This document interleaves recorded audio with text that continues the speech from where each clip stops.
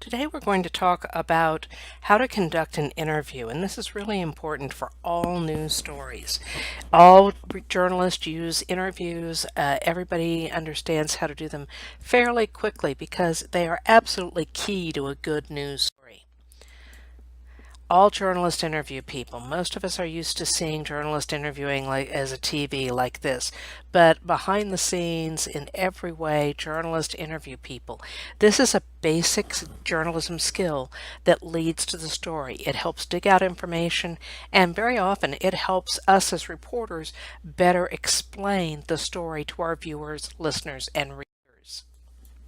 There are four principles when it comes to conducting an interview, and these four basic principles are to prepare carefully, to establish a relationship with the source, to ask questions that are relevant, and this one is probably the hardest one of all of them, and then finally to listen and to watch carefully as you are actually conducting the interview.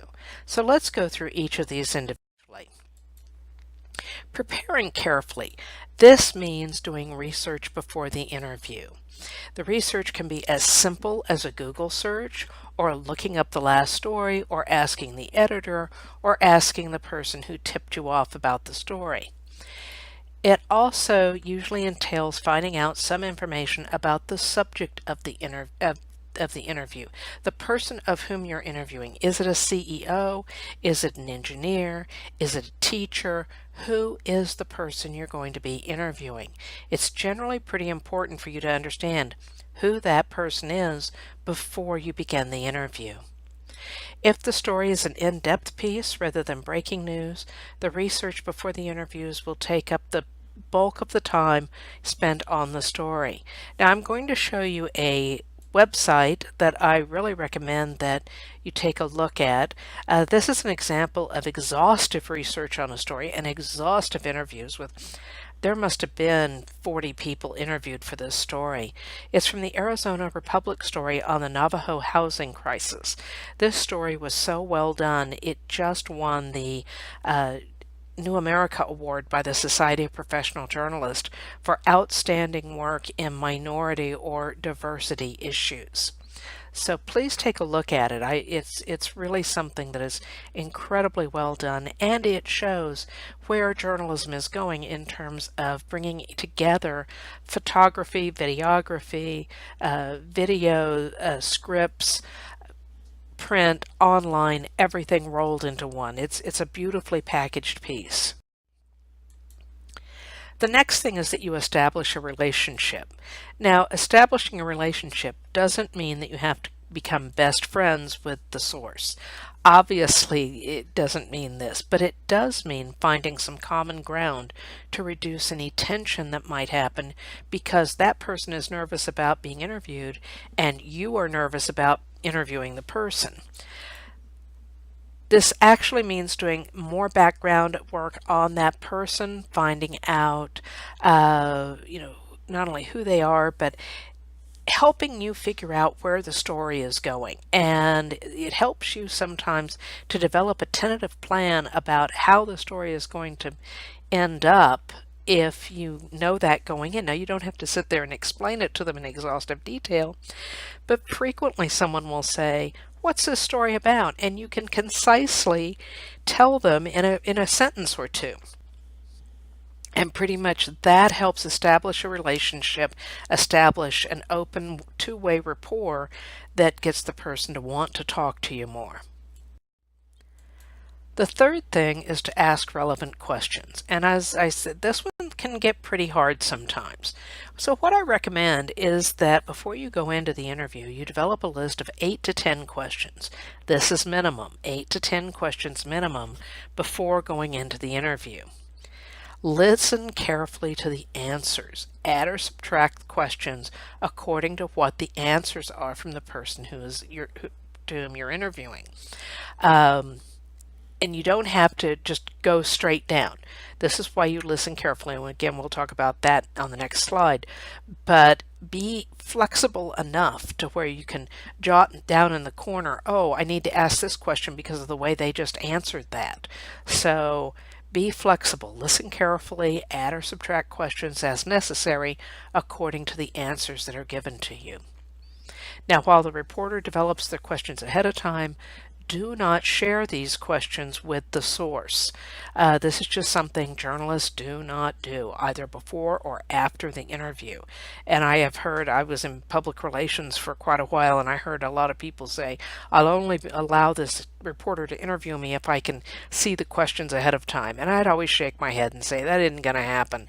They can tell you the context of the interview, but they're not going to be sharing their questions ahead of time. And it's really kind of an insult for them to ask the reporter for the questions. So just a word to the wise on that one. Even if you're recording the interview, whether it be video or audio tape, please take good notes. That equipment can fail. And science has actually shown that if you handwrite out answers or handwrite out notes, that it really improves your memory of the event and the answers.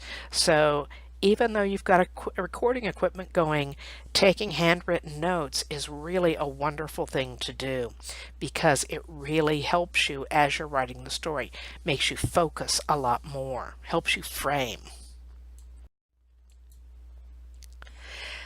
Finally, there's listen and watch carefully. Now, why do we do this? Well, body language tells us a lot about a person, and we can physically see how they're responding to our questions.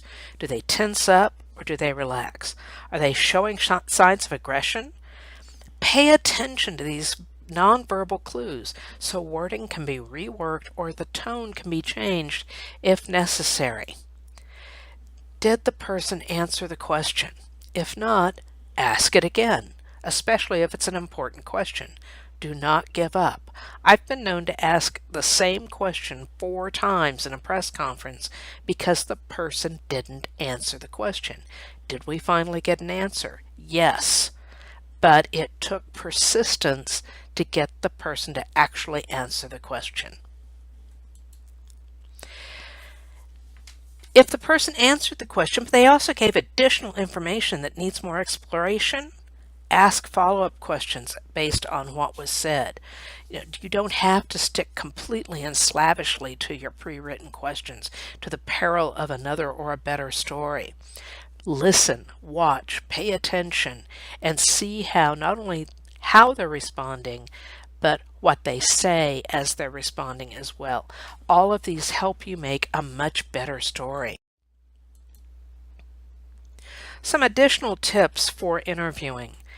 Set an appointment with the person. Now, in general, you want the interview immediately if it's a breaking news story. Do not let them put you off a week. I cannot count how many times there was a breaking news story and somebody would say, oh, can you make an appointment for next week or 2 weeks from now? No. We call it news, not olds, so we want to see you immediately. Try to set the appointment, get them to talk with you. When you get the appointment, show up on time. There's nothing more frustrating to a source than setting an appointment, clearing their schedule so they can meet with you and you're late. So please be there on time. Be yourself. And remember, being a journalist is not a license to be arrogant or demeaning. You are seeking the truth, nothing else. Don't go into a story with a chip on your shoulder. Don't go in trying to prove the person wrong. Just go in and look for the truth. That's all you're there for. You're not there to be judge and jury or anything else. So, by the way, the line about being a journalist is not a license to be arrogant comes straight from the Society of Professional Journalists Code of Ethics. This is an ethical issue, and all journalists, no matter what age, should obey this commandment, because that's what gets us in trouble sometimes with people. People say, oh, they're so arrogant, they think they know everything. We don't. That's why we're there asking questions. Be patient. Do not try to rush the interviewee. Repeat or rephrase questions if necessary.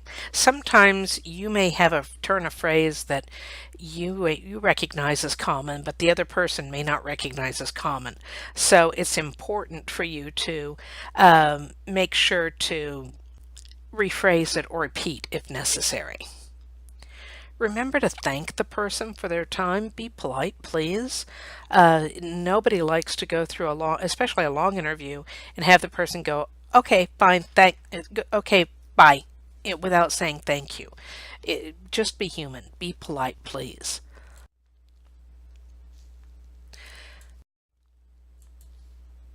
When the interview is not comfortable, and this is something that especially young reporters run into, although I've seen it with reporters who have extensive, even 20 years experience.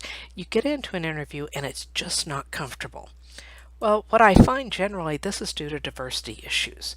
You're uncomfortable because the person is of another race, or they have an obvious physical disability, or something like that. Approach the person with confidence. Treat them as you would want to be treated. If it is a person of color, you might ask how they wish to be identified. Do they wish to be identified as Native American or a specific tribal affiliation? A lot of people will automatically assume you will want them to say American Indian. There are a lot of people, myself included, who do not like that phrase, who prefer Native American, or in my case, I prefer you say Cherokee. There are people who make a distinction between Latino or Hispanic. Some people may say black, others may say African American. Some Asians may want to say Asian or a specific country. Again, ask the person what their preference is, and then please use their preference. If it is someone with a disability, if the disability is relevant to the story, please ask them how they want to have their disability stated. Do they want you to say that they use a wheelchair, or that they play tennis with a wheelchair? Whatever it is, please, especially with wheelchairs, do not say confined to a wheelchair, because that is very insulting to the person in the chair. If it is a difference of knowledge, say a scientist, it is perfectly okay to admit that you don't know as much as they do about the subject, but could they please help you to understand it? This is one thing I found very helpful when I worked with scientists, was that a lot of times they said, well, I don't want to talk to a journalist because they don't understand. And then I would say, well, help them understand. And now one of the things that scientists are finding is that the more people who understand their work, the better their funding sources. So they want to work with you. So please don't be afraid to go in and say, hey, I don't know much about E equals MC squared, or I really don't understand about how waterfalls work, or whatever. Just say, I don't understand. Could you please help me? And then that also actually helps make them a little more comfortable most of the time. Basically, this is being human. Acknowledging the discomfort can ease tension on both sides. And, it's just something that most of us have a fear of admitting we have a weakness there. Don't be afraid of that. Use that as a learning opportunity for yourself. And it's something that students can learn how to work with different people, that they're going to be meeting throughout life, early on. So these are just ways to think about making somebody more comfortable when the interview is not comfortable.